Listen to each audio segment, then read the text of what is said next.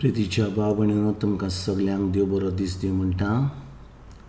आयज मंगळार आनी आमचें शिवर्तमान जावन आसा माथवाची 12वी चीट 46 ते 50 पर्यंत. आनी आयज आमी 50 वडीर नियाल करुया. जेजू लोकांक शिकोवन दिता. खूब लोक आसा थंयसर आनी ताची आवय ताचे भाव येतात ताका मेळपाक. भाव भयणीनो, जेन्ना जेजू देवाचें उतर परगोड करतालो तो आपल्या घरा कडेन रावनासलो, तो आपल्या फकत शिसां कडेन रावतालो. आनी ताजी आवयन मोरेन आनी ताज्या भावांनी ताका खूब, म्हाका दिसता खूब दीस म्हयने ताका पळोवंक ना जाल्लो आसलो. आनी तीं येतात ताका पळोवपाक, ताका मेळपाक, ताजें कितें ताजी खबर घेवपाक.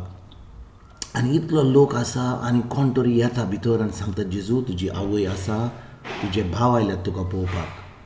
आनी भाव भयणीनो, जेन्ना कोण ताका थंयसर येता आनी विचारता की तुजी, सांगता की ताजी आवय आयल्या आनी भाव आयल्या ताका मेळपाक, जेजू कितें म्हणटा? कोण जावन आसा म्हजो बाप?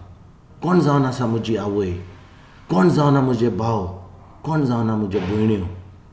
आनी तेन्ना तो आपल्या शिसा कडेन पळोवन म्हणटा, कोण स्वर्गार आसता म्हज्या बापाची खोशी करता, तितली म्हजो भाव, म्हजी भयण आनी म्हजी आवय.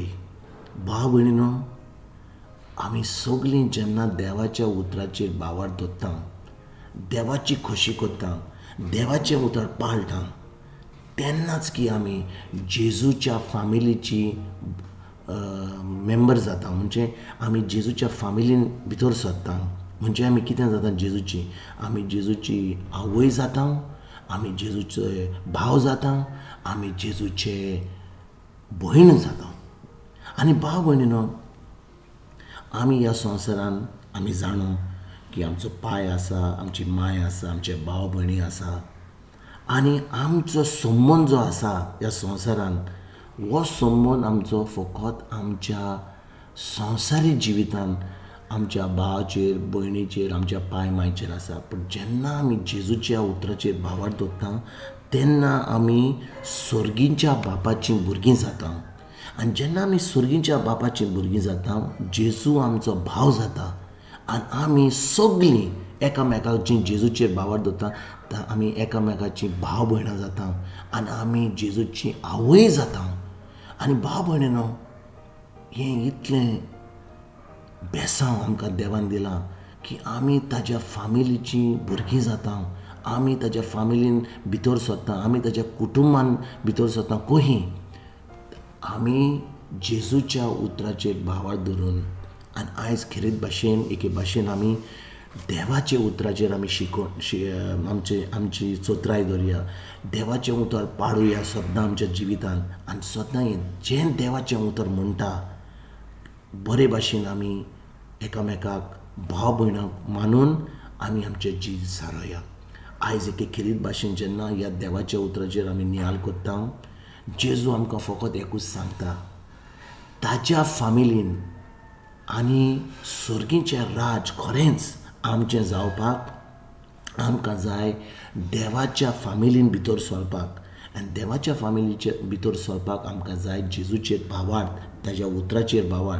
आनी जेन्ना त्या उतराचेर आमी भावार दवरता, तेन्नाच आमी सगळें जें देवाचें बरें आहा तें, सगळें जें आमकां जेजून घडोवन हाडलां खुर्सार, तें आमकां फावो जाता. भाव भयणीनो, जेन्ना आमी फकत जेजूची भाव भयणां जाता, ताजी आवय जाता, अशें न्ही की आमी फकत कोणें आमकां आवय म्हणल्यार, भाव म्हणल्यार, भयण म्हणल्यार तें जायना.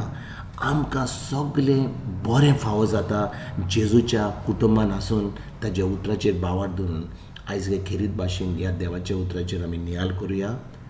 हें सदां देवाचें उतर आमी वाचून, शिकोन, ताचेर नियाल करून तें आमी दिसपट्या जिवितान आमी पाडुया.